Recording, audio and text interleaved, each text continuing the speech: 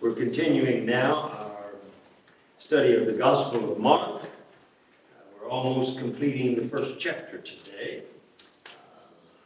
We have a story about a man that was present in the synagogue when Jesus was present there teaching. And this man suffered from what they call an impure spirit. And it caused him to cry out to Jesus, saying, "Why are you here? What are your intentions for us? Have you come to destroy us?" And the impure spirit within him filled him with fear of Jesus and suspicion about Jesus, and caused him to claim that even though he might be the Son of God, he had come to destroy their lives. So he was not thinking very clearly, this man. He was motivated by fear. He was motivated by terror. He was motivated by guilt. All kinds of things that were tearing him up on the inside and making him think that Jesus had come to harm not only him, but the other people as well. So today we're going to think about this healing of his impure spirit and how that relates to us and the healing of any impure spirit we might have as well. The idea that we must begin with, though, is to understand what is an impure spirit. A lot of people don't know what that is. And as I indicated in our Bible study, in a more modern way, we must understand that an impure spirit is an impure motivation. A motivation that is mixed up, not clear, not really well thought out. It's a motivation that you just go with, but you don't think about how that might affect others, how it might affect your life. And it's a motivation that doesn't seem to have any focus to it. It's just this way today and that way tomorrow. And it can be about this one time in your life, and it can be about another thing another time in your life. An impure spirit is a confused motivation, a confused spirit. In addition to that, it is a conflicted spirit.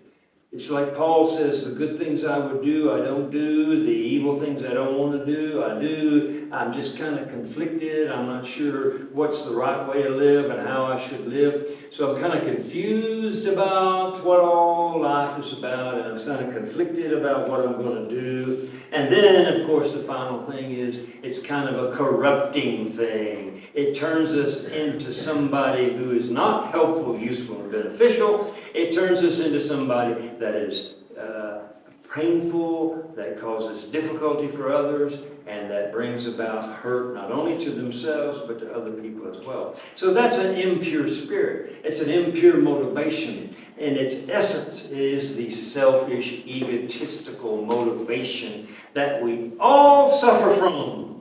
You know, somebody asked, who has an impure spirit? I'll tell you who has an impure spirit. Everybody has an impure spirit, including your pastor here and yourself as well.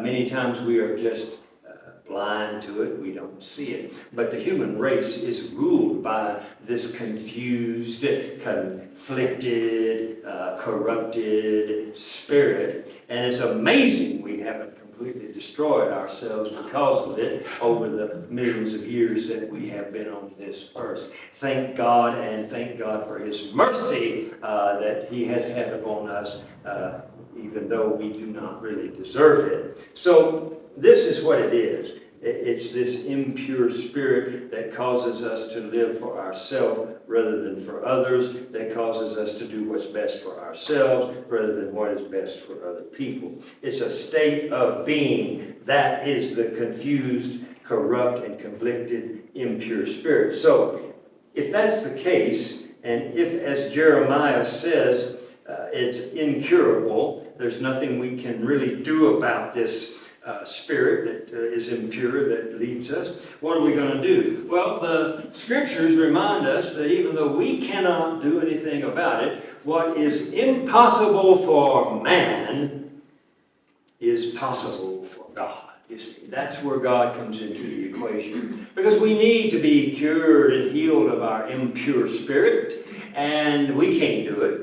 It's just not possible. But God can do it. So that's what our little meditation here today is about, is how that connects to this Holy Supper that we share here, and how that leads us into a healing of that impure spirit that we have. So we need to think about how God can help us, because we certainly cannot help ourselves. So the question then we have to ask is, how can God heal us of an impure spirit? And, you know, there's a very simple answer. It's all in the scriptures. Every time we see a healing, not just of an impure spirit, but of anything that would shorten or diminish our life, it's always because of what was said. What was said. You know, Jesus came into the world not running around touching people and making them all well and doing these things. He came into the world teaching. Because everything he taught heals you if you pay attention to it. Everything he commanded heals you if you obey it. You see, it's about listening to the command. It's about listening to the teaching. It's about understanding what was said and what is said. Because in what the Lord would say to us, either Jesus would say to us, or the Father would say to us, or the Holy Spirit would say to us, through the Scriptures or through the experiences and circumstances and situations of our life, whatever it is that God would say to us, that's what we got to do. Otherwise, we are not clear about what our life should be while we're here and what we should be doing. So then, briefly, I would like to go a little bit further and say, what commands do we have here today? Obviously, the man that was healed of the impure spirit, he had the command given to the impure spirit, be quiet, be still, and listen to God. Because all this noise in your head is driving you crazy. Quit it. Focus on the one thing you need to focus on, what God you to do. And he was healed of the impure spirit. But we have commands here. It's not one specific command that heals us. It's all the commands of God that heals us. And we should know what those all are.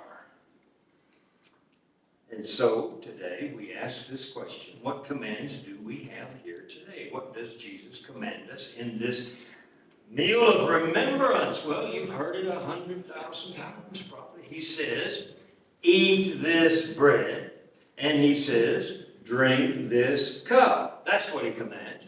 Eat this bread, drink this cup. That's the command that will heal us if we eat the bread and drink the cup. Now, this is not a literal command, even though we do it literally. We actually do eat bread here, and we actually do drink a cup. But it's about a spiritual empowerment. That's what it's really about. Sure, anyone can come up here and eat the bread and drink the juice and go back and sit down and not be changed, transformed, or made new in any way. It's not just a literal drinking of the cup and a literal eating of the bread. This is a spiritual empowerment. So what does the command, eat this bread, do to empower us to be healed of everything that we would be healed of? Well, Jesus explains it. He says, eat this bread. Why? Because this is my body. Aha, there you are. That's why we eat this bread, which means we consume into our life the very life of God. That's what we're doing. That's what he's saying. When he says eat this bread, he means eat God. Eat God into your life. Chew it up, swallow it, and make it part of who you are. That's the thing that will heal you. When you make God the thing that you eat in this world, when you make God the thing that gives you strength in this world, when you make God's presence that which nourishes you in this world, when you do that, you will be healed of your impure spirit, because you will know there's no other bread in the world but this bread. There's no other way to get strength in this world but through this bread. It clarifies. It gives you a singular spiritual clarification. This is where I find strength. I don't find it anywhere else. This is it. Not the bread itself and not chewing it up and swallowing it, but consuming God in my life every way I can, every day that I can, every time that I can. That's what I live for, is to eat this bread. That's the command. Will you obey it? That's the question. If you do, it will heal your impure spirit because it will take away the confusion. Who should I follow? Where should I go? You don't need to worry about that anymore. Go with God. It'll take away the conflict. Should I be a person of love or a person of hate? It goes away. I know who I am now. I'm a person of love. And should I be a person of corruption or a person of holiness? Well, it's pretty clear now. Because I have God in me, I'm a person of holiness. You see, it does away with those impure spirits that we have and puts into our mind one singular spiritual reality. If I eat anything in this world, I eat the bread. That's what I do. And drink. Drink this cup. What's that all about? What does that do for us? What is this drinking the cup? Of course, Jesus answers that. This is my blood, he says, which is my energy, he says. It's my life. In the ancient days, they didn't know a lot about medical science, but they know if somebody put a sword right through the middle of you and you started bleeding, you didn't live very long after that. They didn't know why, but they knew if you spilled your blood, you were messed up and you were not going to be around much longer. So, yeah, blood is the energy of Jesus. It is the life of Jesus. It is the motivation of Jesus. That's what the blood is, you see. And so if you hear the command, drink this cup, it means drink into your life the energy, the motivation, and the desire of Christ. And of course, what was his energy and his motivation all about? It was about self-sacrifice. That's what he lived for. He lived to die for others. That's what he did. He said, if you want to know the perfect life in this world, you want to know how to be right in this world, then live for others and sacrifice whatever you can and have for the others to relieve them of the sufferings that they suffer from. That's the best thing to do. That's why I live, he says. So make my life your life. Drink this cup. Eat this bread. Those are the commands. And that's what heals us of this impure spirit that we have. Because when we have this impure spirit, we are not sure about what is the best way to live. We're confused about that. We have all these different self-help things going on nowadays. We have all these ideas. If you live this way or that way, this will be good, this will be better. It's very confusing to know exactly what you should be believing and exactly what you should be about. But Jesus clarifies it. He says, whoever would follow me must take up their cross, which is their life of self-denying, self-sacrificing living as well. It's very clear. There's no ambiguity. There's no confusion. This is it. It's the self-sacrificing, self-giving life for the good of all other life in the world. That's the only way to live. That's the best way to live. And that's what we proclaim when we proclaim the gospel. So drink this cup. Be clear-minded. Don't worry about all the rest of the stuff the world says you should do or should be about or should have. That's just confusion and noise. Be clarified. Be purified. Drink this cup. And likewise, it cures us of all the conflictedness.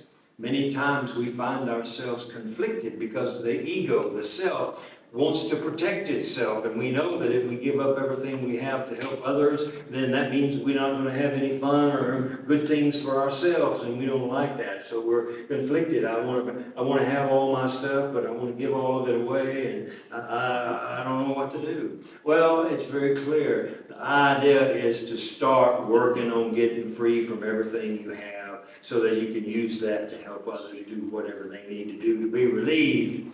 That's what it's about. It's a choice between going down this way or going down that way. And this clarifies it. This cup clarifies it. It says, when I drink this, I've got clarity now. I know the direction I need to go. I need to go the way of Jesus, which is the way of the cross, which is the way of dying for others. That's the way I need to go. I need to give up much more of my ego so others in this world will be free from theirs, so the whole world will be free eventually from this selfish, self-centered living that humans have brought to bear upon each other in this world. So yes, there's two commands here today, and they're very important, and that's why we celebrate this meal. That's why we focus upon this meal. We focus upon it because it reminds us that when we eat the bread, we only got one strength in our life, and that is God. God, you and you alone are my strength, so I eat the bread. And when we drink the cup, we realize we only have one purpose in this life, and that is to live the self-sacrificing life that Jesus lived for our benefit, so we can live that same way for other people's benefit. Clarifies that for us. So we no longer are ruled by this impure spirit that confuses us, conflicts us, and corrupts us. Well, I'd like to end a little meditation here today with another little story from my life that came back to me this week as I was working on these messages and thoughts. And it's a little story that comes from when I was in the 4th grade. Oh, I tell you, it's amazing how these things come back here at this age. And I went to an elementary school there in Irving, Texas, which was called Plymouth Elementary School. It was the main elementary school in Plymouth Park, and that's why they called it Plymouth Elementary School. And in the 4th grade, we had a great thing happen for the guys. Unfortunately, they didn't do this for the girls back in those days, but one of the things you could look forward to in the 4th grade was you could be selected by the principal to be a member of the Plymouth Park PD, which was also an abbreviation for the police department. So it really gave you a sense of greatness and wonderfulness to be a part of the Plymouth Park PD. Of course, what it stood for was Proud Ducks. Ducks was the mascot of Plymouth Elementary School. And anyway, what it was what other schools called simply the safety patrol. You got to put on a yellow jacket because it was what they put on when you were on the safety patrol. You got a badge that said Plymouth Park PD. And this is in the 4th grade now. And they gave you this long cane pole, about 10 feet long, and it had a red flag on the end of it. And there were 2 major streets that went past the elementary school. And your job was to go out there in the early morning when the kids were all coming to school, and you were the one that stood there, and when some kids wanted to cross the street, you would hold that long pole down across the street with a red flag on it, and at the 4th grade you could stop a car. What a thrill that was, and how great that was. And of course, they gave us each a little sign, and on one side it said stop, and on the other side it said something else. And each of the 3 signs, we had 3 people, and each one of them, when you added it up, the first sign said stop, the next sign said look, and the last sign said listen. This was our message to the public: stop, look, and listen. That's what we tried to get across to all the other children, that before you cross the street, you should stop, look, and listen. That was the thing. And it became kind of what they call a mind worm. You just stayed in your head all the time. And you begin to realize that when you cross the street, it was a good idea to stop, look, and listen. And I realize these days that I do that much more now. I stop and look and listen and then go across the street. It just sticks with you. Well, I'm telling you that story because that's what the commands of God should do. They should stick with you continuously. And the commands that should stick with you continuously today are these 3. Stop what you're doing if you have a confused, corrupted, and conflicted spirit. Just stop. And then eat this bread and drink this cup. And then you will be filled with a pure spirit and able to continue your journey on down the road of life without getting run over by evil in some way. So that's how we can eventually become free of our impure spirits. Amen.